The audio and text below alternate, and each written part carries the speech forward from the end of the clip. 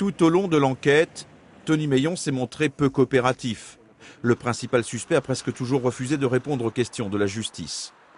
Tout commence ici, à la Bernerie-en-Ré, près de Pornic, le 18 janvier 2011, au terme d'une soirée en compagnie de Tony Meillon. Laetitia Perret ne donne plus aucun signe de vie. Ce jour-là, la jeune femme est vue pour la dernière fois à la sortie du restaurant où elle travaillait depuis peu. Le lendemain, son scooter est retrouvé dans le fossé, à proximité de son domicile. Rapidement, Tony Meillon est interpellé. D'importantes traces de sang sont retrouvées dans son véhicule. Les juges d'instruction chargés de l'affaire décident donc de mettre le suspect en examen. Alors que les gendarmes multiplient les investigations pour retrouver le corps de Laetitia, Tony Meillon, lui, ne dit rien, pas un mot qui pourrait faire avancer l'enquête. Tony Meillon est aujourd'hui muré dans son silence, dans ses dénégations.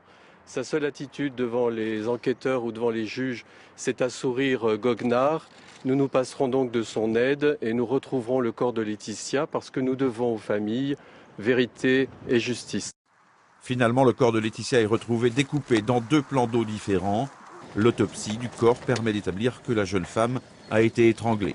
Alors a-t-elle été violée, comme le laissait supposer un message envoyé à l'un de ses proches? L'enquête ne permet pas de l'affirmer. Une reconstitution partielle est organisée en mars 2012.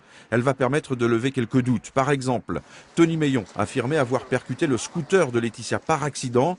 Les experts ont démontré que ce n'est pas l'accident qui est à l'origine de la mort de Laetitia et que le choc était bien délibéré.